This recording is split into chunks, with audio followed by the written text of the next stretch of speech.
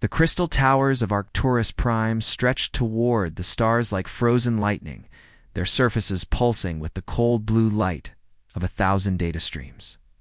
Inside the highest spire, the War Council of the Hegemony gathered around a massive, holographic display that painted their faces in shifting colors of amber and crimson. General Vorthok slammed his clawed fist against the crystal table, sending ripples of light across its surface. His scaled hide, normally a deep emerald, had turned almost black with rage. The reptilian commander had served the hegemony for over 2 centuries, conquering dozens of worlds, and never had he faced such humiliation. 3 fleets, he hissed, his forked tongue flickering between razor-sharp teeth. The 3 entire battle groups vanished without a trace near some backwater planet called Earth. How is this possible? Admiral Kylesa remained perfectly still. Her forearms folded across her chest as she studied the data flowing past her compound eyes. Her species had evolved on a world of eternal twilight, giving her the ability to process multiple information streams simultaneously. What she saw in the reports made her stomach turn with unease. "The planet is inhabited by a species called humans," she said, her voice carrying the soft, musical quality of her people. "Our intelligence suggests they have barely mastered space flight. Their weapons are primitive chemical rockets and basic energy weapons. By all measurements, they should pose no threat to our forces." The 3rd member of the council, Executor Zorith, materialized from the shadows at the edge of the room. His species existed partially in normal space and partially in dimensions beyond mortal understanding, making him appear as little more than a shifting outline filled with stars. Yet 3 of our expeditionary forces have gone silent in their system, Zorith whispered, his voice seeming to come from everywhere and nowhere at once. The Crimson Tide Fleet, the Stellar Hammer Formation, and most recently, the Void Hunters. All disappeared without sending so much as a distress signal. Vorthok bared his teeth in a snarl. Incompetence, cowardice. Perhaps these commanders simply turned tail and fled rather than face battle with primitives. "Impossible," Kylesa replied, her head tilting as she absorbed more data. The last transmission from Commander Vexhai of the Void Hunters spoke of easy victory. His final words were about the humans' pathetic orbital defenses. Then, nothing. The holographic display shifted, showing the small blue and green world that had become such an unexpected problem. Earth looked peaceful from space, swirled with white clouds and dotted with brown countenance. It seemed impossible that such a quiet world could threaten the mighty hegemony. "No matter," Vorthok growled, straightening to his full height of nearly 3 meters. "I will take the Iron Talon Armada to this Earth and show these humans what happens when they dare to resist the hegemony. 300 of our finest warships will reduce their world to ash and settle this matter once and for all." On the very world they discussed. Commander Jisoo sat in the underground command center of the United Earth Defense System, his dark eyes fixed on the massive display screens that covered every wall. The facility had been carved deep into the mountains outside Seoul, hidden beneath layers of rock and steel that could withstand a direct nuclear strike. The screens showed the dark void of space beyond Earth's solar system, dotted with the distant lights of stars. But Jisoo's attention was focused on a cluster of new signals that had appeared at the edge of their sensor range. They were still too far away to see clearly, but the computers were already calculating their size and speed. Sir called Lieutenant Hayok from his station across the room. The young officer's face was pale as he read the incoming data. "Long-range sensors are picking up massive energy signatures approaching from the direction of Arcturus. Initial count shows over 300 separate vessels, each one larger than anything we've encountered before." Jisoo felt his blood turn to ice. The previous alien attacks had involved fleets of maybe 50 ships at most. 300 vessels meant the aliens were done playing games. "How long until they reach Earth?" he asked, his voice steady, despite the fear growing in his chest. "At their current speed, approximately 72 hours, Hayok replied. Jisoo stood up from his chair and walked to the central command console.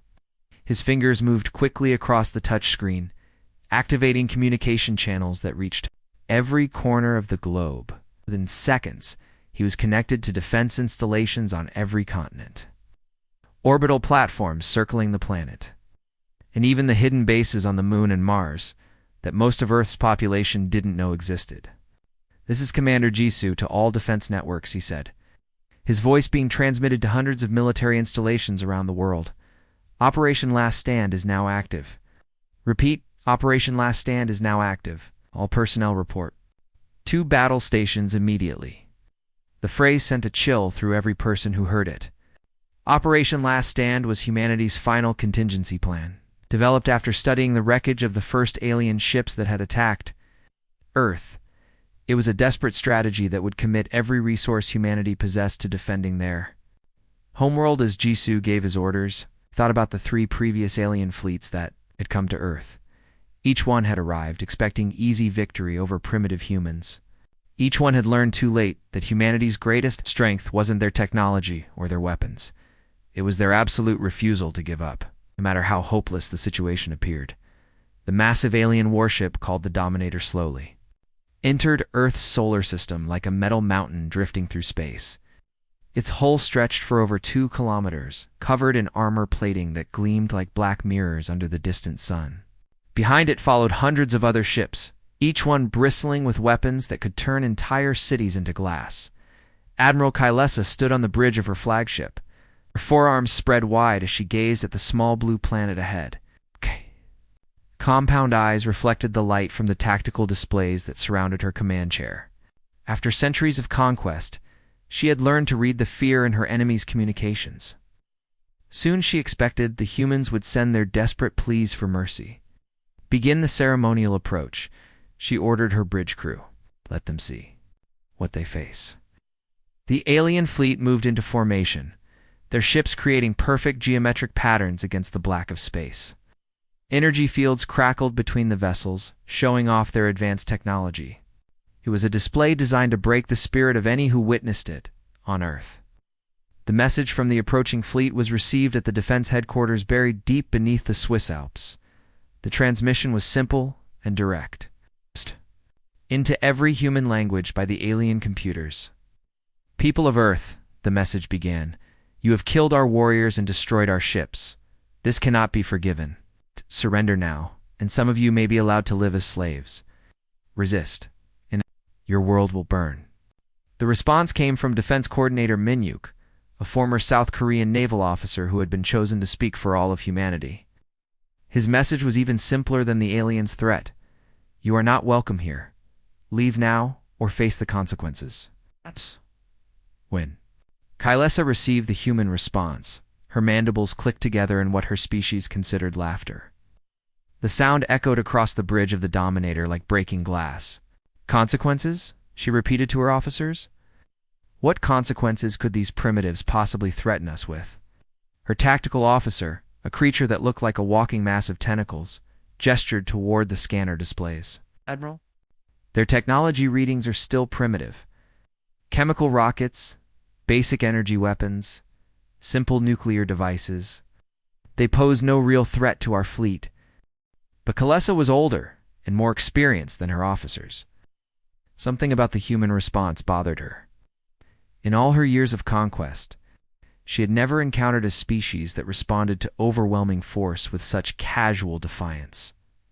On Earth, something unprecedented was happening. For the first time in human history, every nation had set aside their ancient rivalries and joined together to face the alien threat. In the underground command center, military leaders who had been enemies just days before now worked side by side. Russian Commander Yuki sat at the same table as American Admiral Thompson, sharing satellite data and strategic plans. Chinese General Wang, who had spent his entire career preparing to fight the Americans, now coordinated his forces with theirs. African Federation Marshal Cohn worked alongside European Union Admiral Schmidt, while South American Defense Chief Mendoza coordinated with his former rivals from the north. President Taylor, who had been elected to lead the newly formed United Earth government, watched the cooperation with amazement. "If someone had told me a month ago that we could put aside our differences this quickly," he said to his advisors, "I would have thought they were insane." Dr. Sora spoke from her laboratory in Tokyo, her voice transmitted to the command center. Through encrypted channels, she was the head of the Xenotechnology Division. secret organization that had been studying the wreckage of previous alien attacks. The alien ships we captured gave us valuable information, she reported, her fingers dancing across holographic displays that showed the internal structure of alien vessels. Their shields operate on a specific frequency that we can disrupt. Their propulsion systems have a weakness we can exploit. Most importantly, their weapons are designed to fight other alien species, not humans. Engineer Wan, working from a hidden facility beneath the Korean peninsula, added his own crucial intelligence. I've analyzed the patterns of their previous attacks. They always start with orbital bombardment to destroy ground defenses, then send down landing forces to occupy the planet. They never expect serious resistance in space because most species they fight don't have strong space navies. Defense Coordinator Minyuk studied the tactical displays showing the alien fleet's position above Earth, and that's where we'll surprise them, he declared. They think we're just another primitive species that will cower on the ground while they bomb us from orbit. They're about to learn otherwise.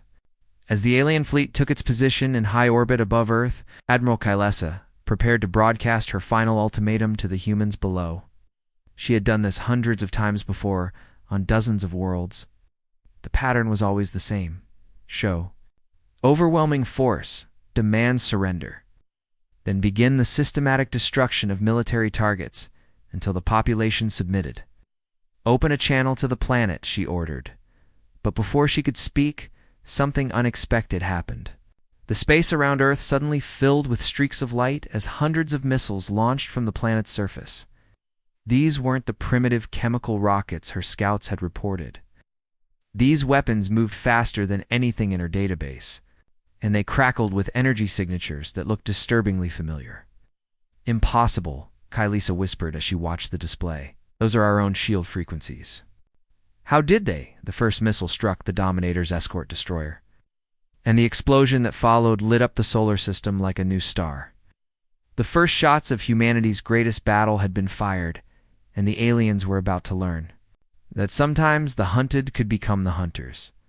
The Iron Talon Armada fell upon Earth like a hammer striking glass. 300 alien warships spread across the solar system, their weapons charging with energy that could melt mountains. Admiral Kylesa watched from her command chair as her heavy cruisers moved into bombardment position, their massive guns turning toward the blue planet below. Begin orbital strike, she commanded, her voice cutting through the bridge like a blade. The first wave of plasma fire descended from the heavens like falling stars. The beams struck Earth's major cities with the force of nuclear weapons, turning skyscrapers into vapor and carving deep craters into the ground. New York's skyline vanished in a flash of superheated gas. London's ancient buildings crumbled to dust. Tokyo's neon lights went dark forever. But even as the cities burned, something unexpected happened. Instead of the panicked surrender Kylesa expected, Earth's orbital defenses came alive with fury. Space stations that had seemed like simple research facilities suddenly bristled with weapons. Satellites that appeared to be communication relays began firing missiles with deadly accuracy. Captain Giho stood on the bridge of the human warship used Defiance, watching the tactical display with grim determination. His ship was one of only 30 human vessels in space, facing an alien fleet 10 times their size. Around him, the lights flickered as enemy fires struck their shields. "Sir, we're losing the courage in the warrior," reported his tactical officer. On the main screen, Jiho watched 2 human frigates explode in brilliant flashes of light. Their crews of 300 people each dying in an instant. The odds were impossible. The human ships were smaller, weaker, and vastly outnumbered. But Jiho had studied every scrap of data from the previous alien attacks. He knew something the aliens didn't expect. "All ships, implement Pattern 7, he commanded into his communicator. Across the battle zone, the surviving human vessels suddenly broke their tight formation. To the aliens watching, it looked like panic. The human ships scattered in all directions. Fleeing like frightened animals before a predator, Admiral Kylesa observed the chaos with satisfaction. "Predictable," she murmured to her bridge crew. "They break and run when faced with superior force. Move the flanking squadrons to pursue them." But her satisfaction turned to confusion as she watched the tactical display more carefully. The human ships weren't running in random directions. They were moving in a pattern that seemed almost like, "What are they doing?" she asked, her compound eyes trying to track the movement of 30 human vessels across three-dimensional space. Her question was answered moments later. The scattered human ships suddenly changed course, all of them turning toward the same target. They converged on her flanking squadrons like arrows shot from a bow, their engines burning at maximum power, ramming speed. Captain Jiho shouted as his ship accelerated toward the alien heavy cruiser that had been firing on Earth's cities. The Defiance's hull groaned under the stress as its engines pushed beyond their design limits. The alien captain of the cruiser tried to turn away, but his massive ship was too slow. The Defiance struck the alien vessel amidships, its reinforced bow cutting through alien armor like a sword through silk. Both ships erupted in an explosion that lit up the night sky. Captain Yunji, commanding the human destroyer Indomitable, saw her chance as the alien dreadnought Worldbreaker turned to engage another human ship. Her vessel was already damaged, its hull cracked in bleeding atmosphere. But she pushed her engines to their breaking point. "This is Captain Yunji to all ships," she transmitted as her ship hurtled toward the massive alien vessel. "Tell my family. I died fighting for Earth." The Indomitable struck the Worldbreaker at full speed, its fusion reactor going critical on impact. The explosion was so bright it could be seen from Earth's surface, and when the light faded, both ships were gone. On Earth itself, the alien bombardment continued. Millions of people fled from the burning cities, their faces turned skyward as they watched the battle raging in space. But not everyone was running. Deep in the mountains of Colorado, Commander Doyoung sat in a bunker that had been carved from solid rock. Around him, dozens of technicians worked at control panels that connected to a network of installations hidden across the planet. For years, these facilities had been disguised as mining operations, but they were actually something far more dangerous. Bass. "Driver network is fully charged," reported his chief engineer. "We have clear targeting solutions on the alien landing craft."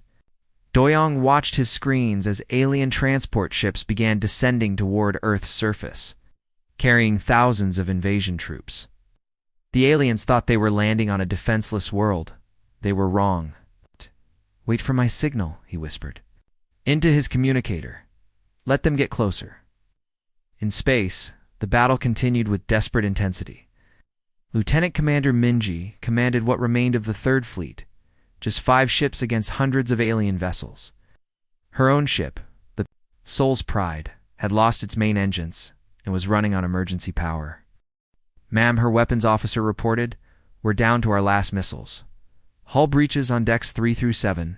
Can't take much more." Minji looked at the tactical display, seeing the alien command ship that was coordinating the attack. On her homeworld, if she could reach it, if she could damage it enough to disrupt their communications. "All power to the engines," she commanded. "Set course for the alien flagship." "Ma'am, that's suicide," her first officer protested. "No," Minji replied, her hands steady on the controls. "That's victory." The Soul's Pride accelerated toward the massive alien vessel, its damaged hull screaming through space. As enemy fire filled the void around her, Mingi activated the ship's self-destruct sequence. For Earth, she transmitted to her crew, to her fleet, to her world. The explosion when her ship struck the alien flagship could be seen from the surface of the moon. And in that moment, Admiral Kylesa realized something that chilled her to the bone. The humans weren't just fighting to win. They were willing to die to make sure the aliens paid for every inch of space, every moment of time, every drop of blood. This wasn't going to be the easy conquest she had expected. Admiral Kylesa stood on the bridge of her flagship, watching the tactical displays with deep satisfaction. Earth's orbital defenses had finally gone quiet after hours of brutal combat. The planet's surface glowed with the fires of burning cities, and the scattered remains of human ships drifted like broken toys in the darkness of space. "Excellent work," she said to her bridge crew, her forearms folded in triumph. The humans fought harder than expected, but in the end, they were just primitives with stolen technology. Her tactical officer, a creature with multiple eyes arranged around its head, consulted the battle reports. "Admiral, we have lost 47 vessels and suffered damage to 32 others. The humans' ramming attacks were unexpected." Kylas's mandibles clicked in annoyance. The losses were higher than she had hoped, but acceptable for such a decisive victory, no matter. Begin landing operations. Deploy the ground forces to the major population centers. This pathetic resistance is finally, her words died as every alarm on the bridge began screaming at once. The main tactical display exploded with new contacts as the asteroid belt between Mars and Jupiter suddenly blazed with brilliant light. Dozens of massive structures that had been invisible moments before revealed themselves, their surfaces bristling with weapons that made her heavy cruisers look like toys. "Impossible," Kalesa snarled, her calm composure cracking like glass. Our deep space scouts surveyed this entire system. They found nothing in the asteroid belt but rocks and ice. Her sensor officer's tentacles writhed in confusion as he studied. "The readings, Admiral. These installations are enormous. Some of them are built into asteroids larger than our biggest ships. The energy signatures suggest weapons capable of destroying entire fleets. On Ceres, the largest asteroid in the belt, General Taeyong sat in a command center that had been carved from solid rock and ice. Around him, hundreds of human technicians worked at control stations that connected to weapon platforms scattered throughout the asteroid belt. Each installation had been carefully hidden, powered down and camouflaged to look like nothing more than space debris. "Signal all units." Taeyong commanded his communications officer, a slight smile playing at the corners of his mouth. "Operation Mousetrap is now active." The plan had been months in the making, while the aliens approached Earth, thinking they faced a primitive world with basic defenses. Human engineers had worked around the clock to prepare a trap that would turn the entire solar system into a killing field.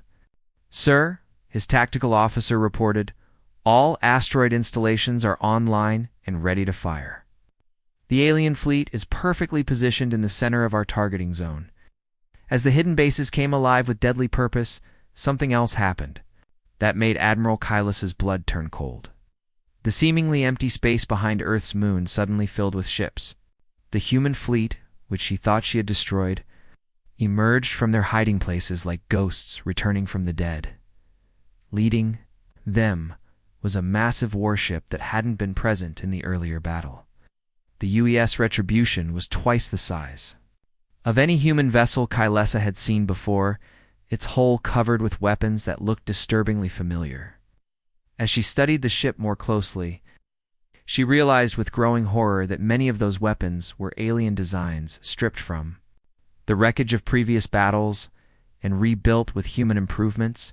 "This is Admiral Yuna. To all human forces," came the transmission from the Retribution's bridge. The woman's voice was calm and steady, but underneath it lay a promise of terrible vengeance. "Show them what happens when you threaten our home, Admiral." Yuna had been Earth's top military engineer before the alien attacks began. She had studied every piece of alien technology that fell into human hands, learning their strengths and weaknesses. Now she commanded a fleet of hybrid vessels that combined human creativity with alien power.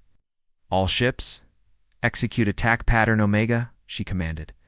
"Target their command vessels first." The human fleet that emerged from behind the moon was different from the one that had fought earlier.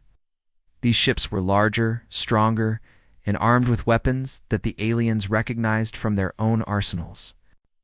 But more than that, they moved with a coordination and purpose that spoke of careful planning rather than desperate defense. From his hidden base on Mars, Engineer Juyun monitored the weapon systems he had spent months installing throughout the solar system. Mass drivers built into the planet's mountains could accelerate projectiles to incredible speeds. Missile batteries hidden in the moons of Jupiter could strike targets anywhere in the system. And everywhere disguised as mining equipment or research stations were weapons that could turn the void of space into a storm of destruction. "Mass drivers are locked on target," he reported to the fleet. "All asteroid installations report ready to fire." Admiral Kylesa stared at her tactical display in growing panic. Her fleet, which had seemed so powerful just moments before, was now trapped in the center of a carefully prepared killing zone. Every direction she looked showed human weapons pointed at her ships. The hunters had become the hunted, and she finally understood the terrible truth about humanity. They hadn't been fighting to win the battle. They had been fighting to position the aliens exactly where they wanted them, from Earth's surface. Commander Sunho transmitted to the human fleet from his underground bunker. His city lay in ruins around him, and the faces of the dead haunted his memory, but now finally, it was time for justice. "For every city you burned," he said, his voice carrying across space to reach every human ship and weapon platform. "For every life you took, for every child who will never see another sunrise, this is our answer." The counterattack began with a fury that lit up the solar system like a new sun. Asteroid-mounted railguns fired projectiles the size of buildings at the alien fleet.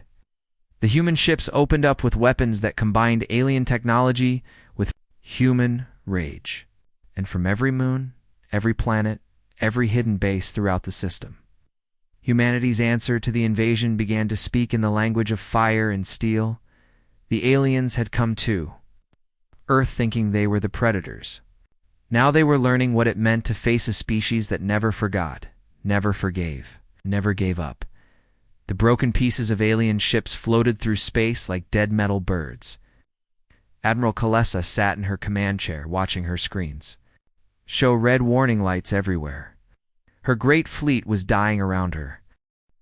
"All ships, we must leave now," she spoke into her radio. Her voice shook. 3 days ago, she had been so sure of victory. Now fear filled her heart, but the humans had trapped them. Admiral Yuna's voice came through the speakers, cold as ice. "No one leaves this place."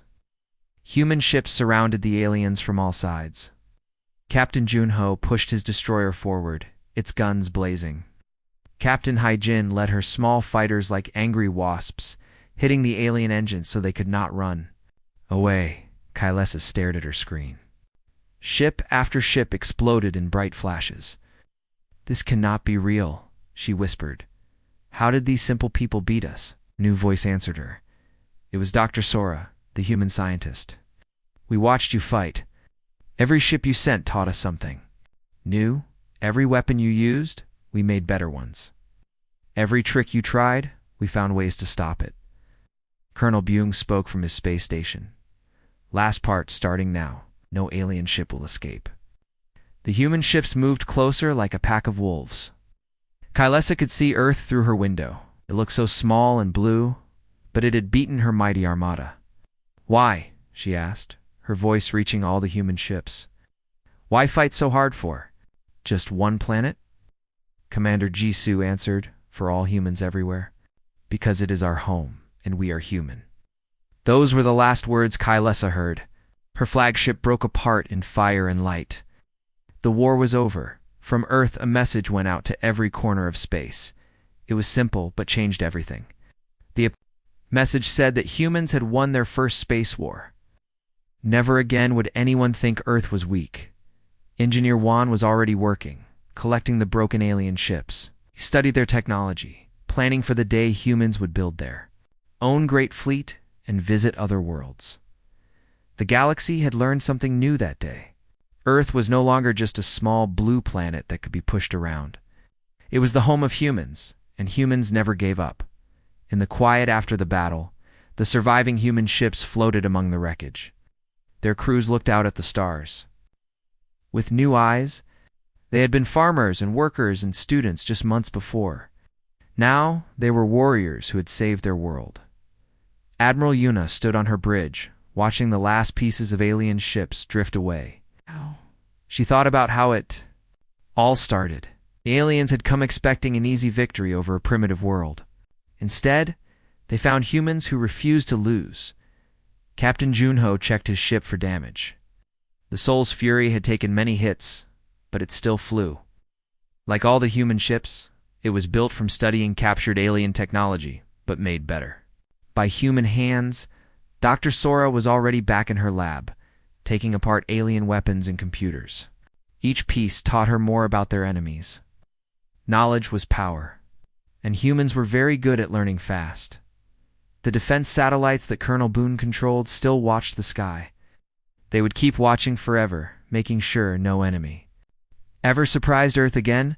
Captain Hyjin landed her fighter on the carrier ship. Her hands still shook from the battle, but her eyes were bright with victory. She had helped save her world. Commander Jisoo looked at the reports coming in. Every human ship was damaged, but they had all survived. The aliens were not so lucky. Their great armada was nothing but floating metal now. As news of the victory spread across Earth, people came out of their hiding places. Cities that had been dark for weeks turned their lights back on. Children who had been afraid to play outside ran into the streets laughing, but the humans knew this was just the beginning. Somewhere out there, other alien fleets might be coming. The galaxy was full of dangers Earth had never imagined. Engineer Juan worked through the night, his teams pulling useful parts from the wrecked alien ships. They found new metals stronger than anything on Earth. They found computers that could think faster than human minds. They found engines that could cross space in days, instead of years. All of this would help humans build better ships and weapons. The next time aliens came to Earth, they would find an even stronger defense waiting for them. The message Earth sent to the stars was heard on 1,000 worlds. Some aliens were angry that humans had one. Others were curious about these new warriors. A few were afraid of what humans might do next. But on Earth, people just felt relief and pride. They had faced their first test as a spacefaring people and passed it.